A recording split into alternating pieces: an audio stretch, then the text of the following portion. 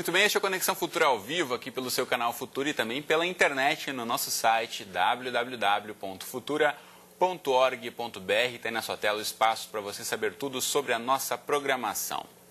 E no programa de hoje a gente fala sobre um assunto delicado e que diz respeito ao dia a dia de todos os cidadãos brasileiros.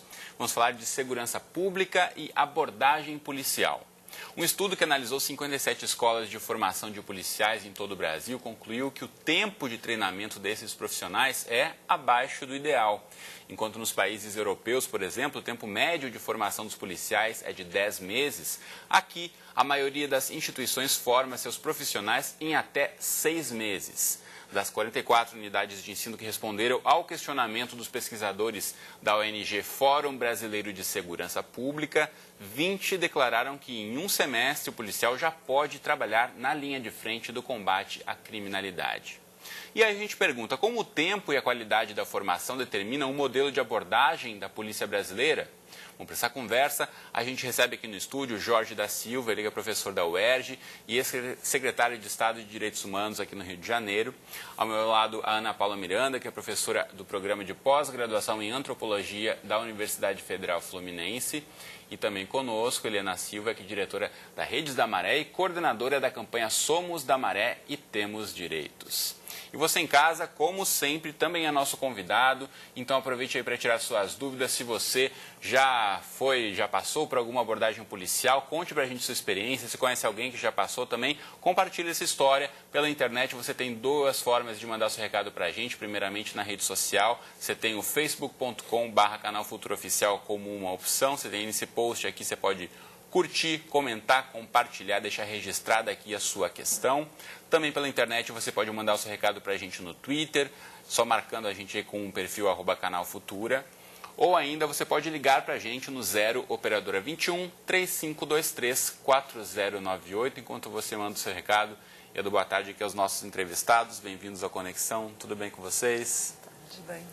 Bom, eu quero começar ouvindo da Ana Paula, uma questão que a gente fala muito aqui no Conexão Futura sobre direitos do cidadão, deveres, né? A gente fala muito de Constituição e de prestação de serviço. A questão da segurança pública e da abordagem policial, a gente tem acompanhado, principalmente no último ano, aí, uma série de reportagens sempre cobertas na mídia, e mesmo quem passa pelas grandes cidades, principalmente, vê sempre, né, a postura do policial de uma forma mais ostensiva e na forma como chegam até os cidadãos na hora de fazer uma abordagem.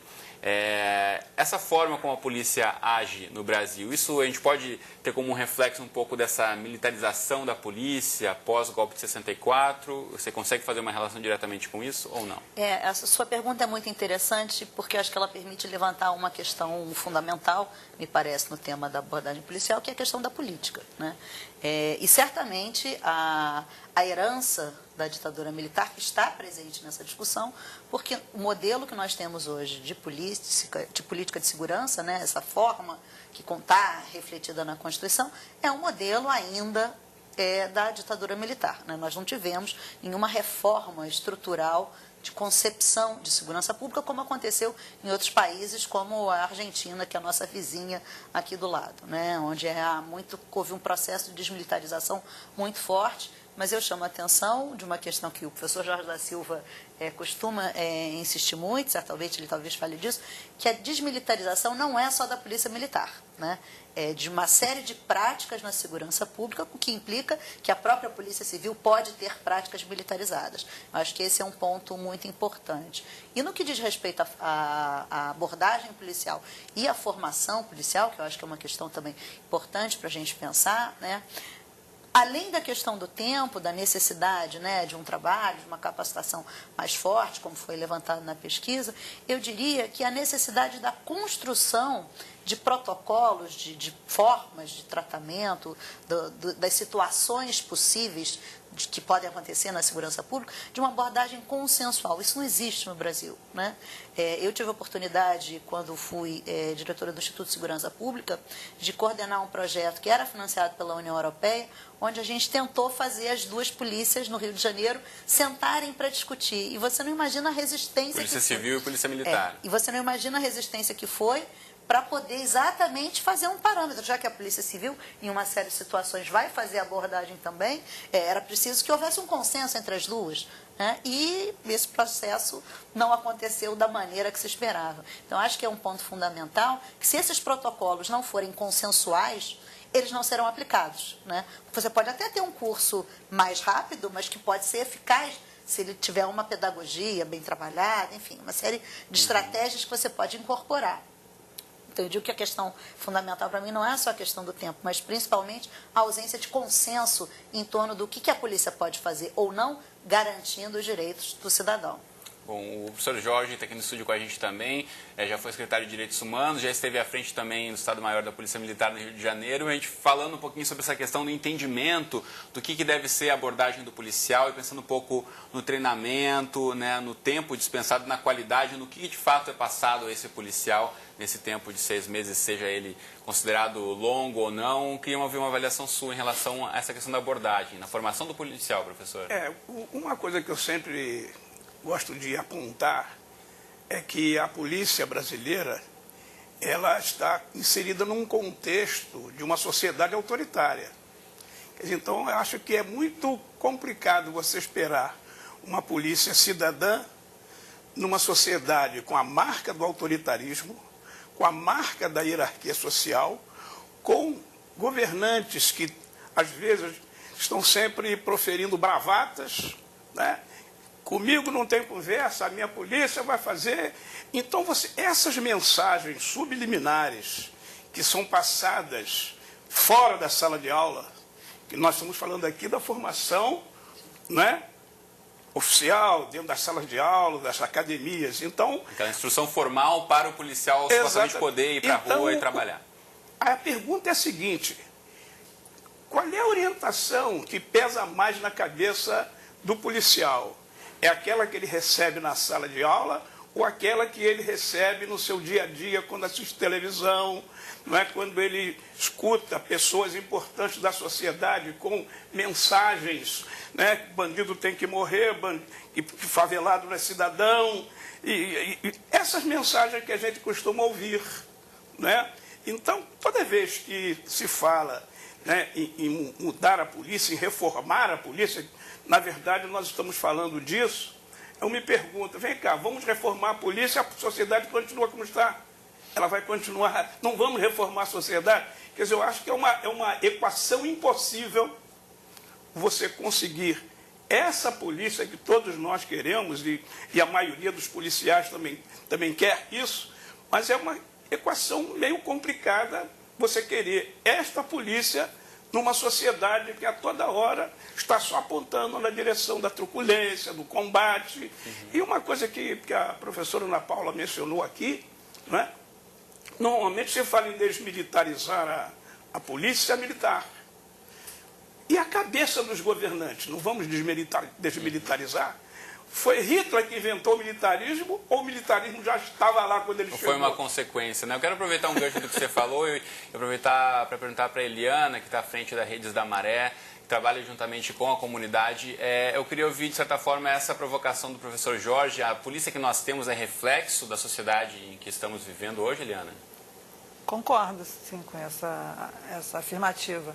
Até porque eu acho que o tema da segurança pública é um tema que a sociedade demorou muito, né, a discutir, demorou muito a reconhecer como direito, né? Tanto direita quanto esquerda no nosso país sempre relegou essa temática, né, aos governantes, à própria polícia, né? Quer dizer, a questão da segurança pública é um problema de polícia. Saúde, educação, de uma maneira geral, a sociedade entende que tem que participar, que tem que buscar esse direito. E o que eu percebo é que está havendo uma mudança de percepção, até pelo contexto de violência, né, que a gente vive. Está havendo uma mudança no sentido de entender a segurança numa perspectiva muito mais ampliada e como direito humano, como são os outros direitos. Isso certamente, no longo prazo, né, eu espero que seja no médio, vai trazer uma mudança de postura da própria sociedade para não legitimar determinadas práticas que a gente percebe na corporação policial e no próprio juízo, né, de quem está governando há algum tempo certas práticas e vem, enfim, legitimando certas práticas do ponto de vista de governo, né? Então, eu acredito que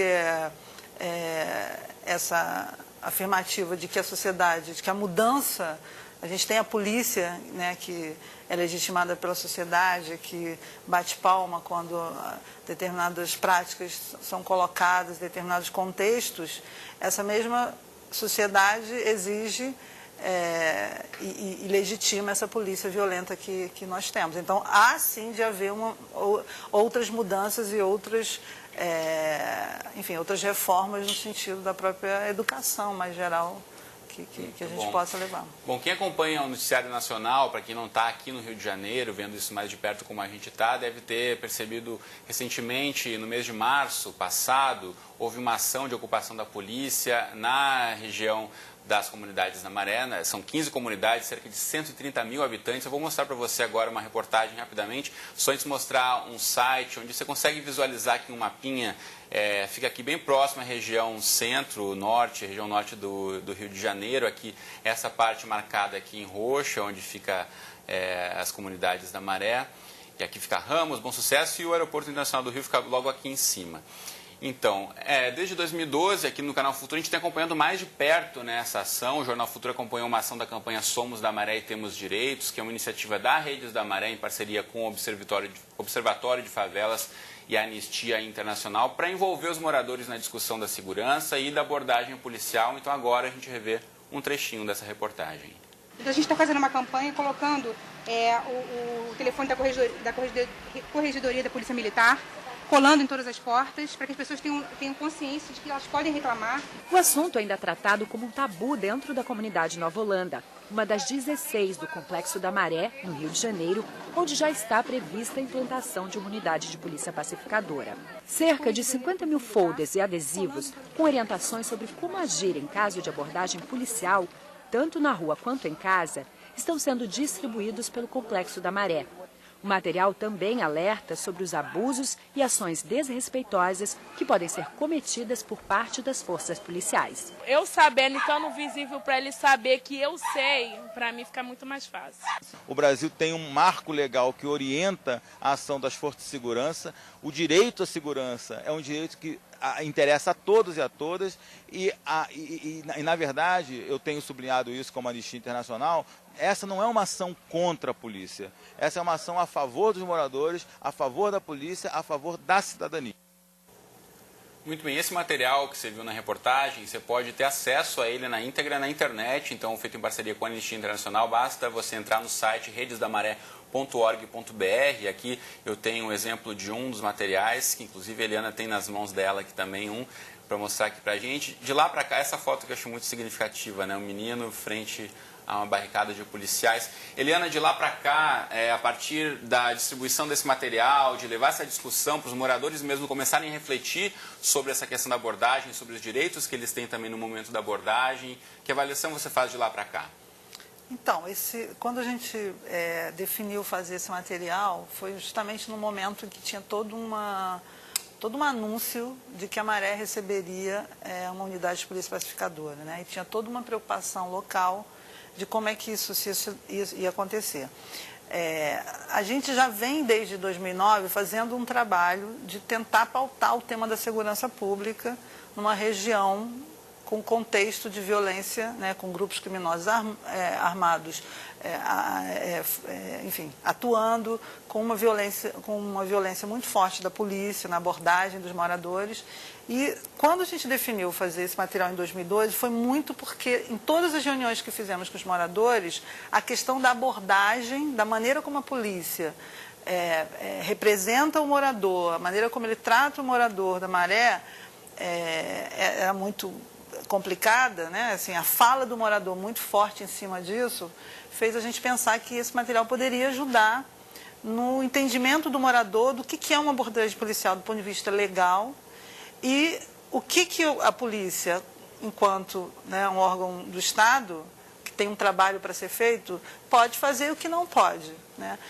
Isso realmente foi, no primeiro momento, causou uma estranheza para muitos moradores, assim, um medo de não deixar botar o adesivo, né? Mas com o tempo, né, a gente fez isso em novembro de 2012, o que a gente percebeu é que de lá para cá, assim, a gente já teve assim, alguns episódios muito fortes de violência na Maré. E que esses episódios, apesar deles terem sido muito violentos, eles foram diferentes porque teve uma reação dos moradores no sentido de fazer registro, de fazer o registro, que é uma coisa que a gente vem trabalhando muito, assim, como é que o próprio morador pode, de maneira autônoma, fazer isso, reconhecer isso, que ele tem esse direito. Então, isso cresceu do ponto de vista dos registros. E o último problema que houve na Maré, que foi em junho de 2013, em que tivemos 10 pessoas mortas, e foi né, a gente fez uma passeata na ocasião, teve toda uma movimentação que a gente percebeu que, de fato, o tema da segurança pública chegou a quem tem que chegar, que é o morador. Então, isso naquele momento, a gente viu que houve um crescimento da participação. E agora, nesse momento, que tem uma ocupação militar, em que a Maré, com toda essa questão da Copa, né, a Maré está entre as principais vias de entradas do Rio de Janeiro, o morador, hoje, ele vem buscar esse material nas redes para colocar na sua porta, entende? Então, a gente vê que isso é uma ação de longo prazo, mas pedagógica para atingir essa ideia de um pensamento no campo do direito, né? Eu quero aproveitar e chamar também quem está em casa para participar, mandar o seu recado para a gente, sua pergunta, sua dúvida sobre abordagem policial, que é o nosso tema de hoje. Já tem várias participações chegando aqui para a gente, e ampliando um pouquinho mais, não só aqui no Rio, falando um pouco mais de Brasil como um todo. O Jailson Felisberto, pelo Facebook, pergunta para a gente: por que o policial trata todos os cidadãos como bandidos? A abordagem é muito violenta, e essa acho que é a impressão que muitos brasileiros têm, não só na Maré, como a Eliana já apontou aqui, que havia muita truculência na abordagem, mas como em outras cidades também. Queria começar ouvindo o professor Jorge. Por que o brasileiro em geral tem essa impressão de que a abordagem é sempre violenta e que o ponto de partida, né, o pressuposto do policial em abordar alguém é que aquela pessoa, aquele cidadão é algum criminoso ou é culpado de alguma forma? Eu gostaria de fazer um reparo na pergunta do telespectador, né?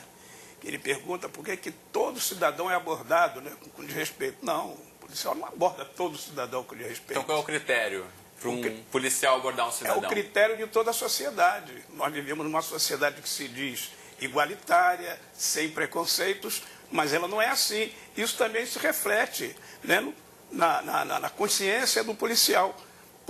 Será que ele aborda um cidadão lá na Maré da mesma forma que ele aborda o cidadão no Leblon? Se é diferente, não foi a academia só que ensinou. Para quem não está no Rio, aqui então, a Maré, uma comunidade na zona norte do Rio de Janeiro, e Leblon, um dos bairros mais ricos do Brasil, na zona sul do Rio de Janeiro. Quer dizer, então, será que ele aprende na academia o seguinte: chega lá, olha, quando você estiver lá na Maré, ou lá na comunidade do Alemão, você pode tratar os moradores assim, você aborda dessa maneira. Agora, se você estiver numa zona nobre, lá no Leblon, ou em qualquer zona nobre do Brasil, você trata de outra forma. É a academia que ensina isso a ele? Ou é a sociedade que passa isso para o policial, para o padeiro, para o barbeiro, para o caixa do banco? Nós vivemos numa sociedade que é assim, mas não se aceita assim. Então, eu acho que quando às vezes as pessoas me perguntam como é que a gente parte para reformar a polícia, eu digo, só a polícia? A sociedade como um todo. Queria ver, Ana Paula, em relação a isso, Ana Paula, essa questão que o Jorge aponta, né? Imagino eu, né? Eu nunca passei por um curso de formação para policial, mas imagino que isso não esteja nenhuma cartilha, né? Sobre diferença de abordagem nos bairros, determinado com renda e tudo mais. Então, de onde vem isso? Como a gente consegue entender esse reflexo mesmo da ação do policial frente ao que toda a sociedade, ou boa parte dela, esperaria dele? Eu concordo com o professor Jorge da Silva.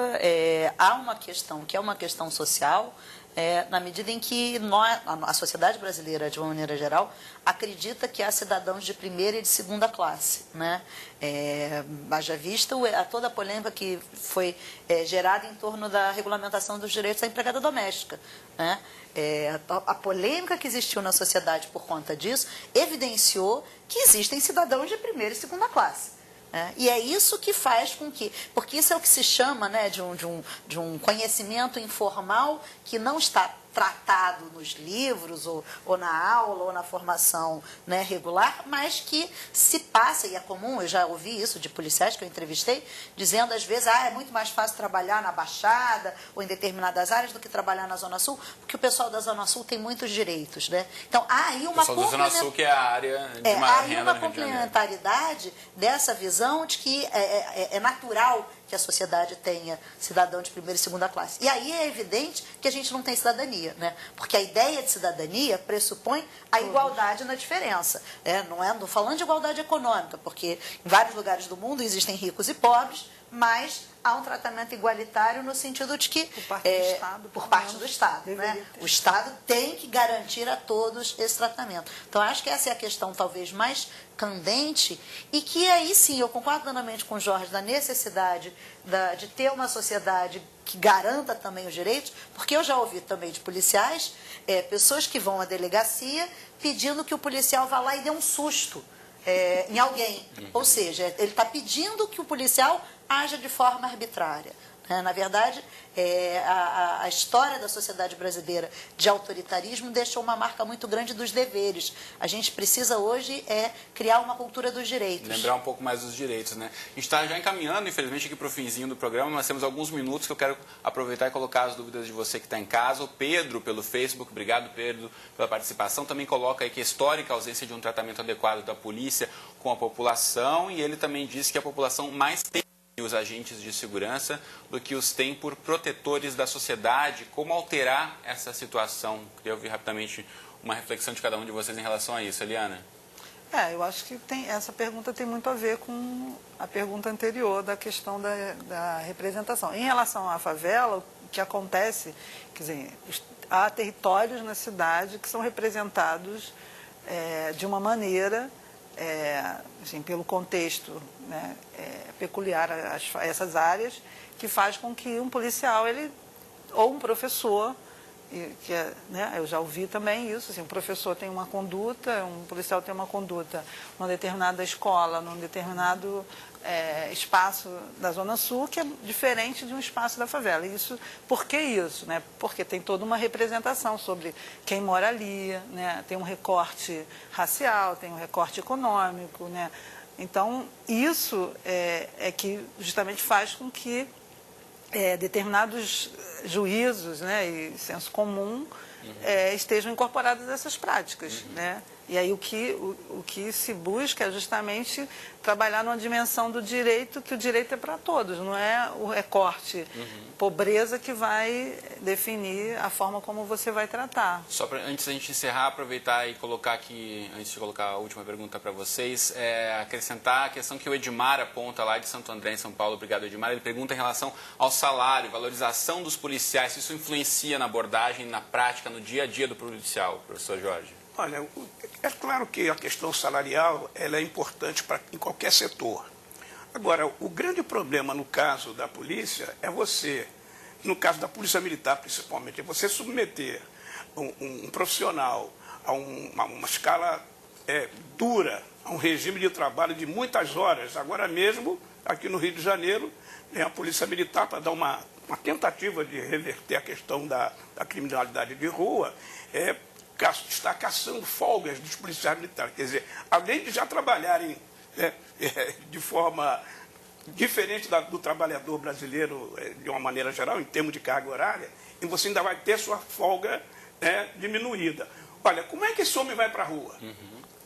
Já vai estressado. Então, você já imaginou uma pessoa acordada, né, gentil, depois de tudo isso? Nisso, quero aproveitar e colocar a participação da Neuza, lá de Campinas, no interior de São Paulo. Obrigado, Neuza. E ela aponta aqui que os policiais, na opinião dela, estão apavorados e, devido a isso, agem com truculência em qualquer abordagem. Acho que isso se soma, essa questão de estarem apavorados, ao cansaço também, ao excesso de trabalho. Você concorda, Ana Paula? Concordo. Eu acho que quando eu falei da discussão de pensar os direitos e pensar a igualdade, certamente eu estou incluindo os policiais nessa discussão, né? São inúmeras as situações de violação dos direitos dos policiais também, né? Eu acho que essa que é a grande revolução que a gente precisa fazer na sociedade brasileira, né? Considerar que e a igualdade de direitos é a única saída para que a gente tenha efetivamente uma sociedade democrática. Né? E isso implica uma universalidade para todos.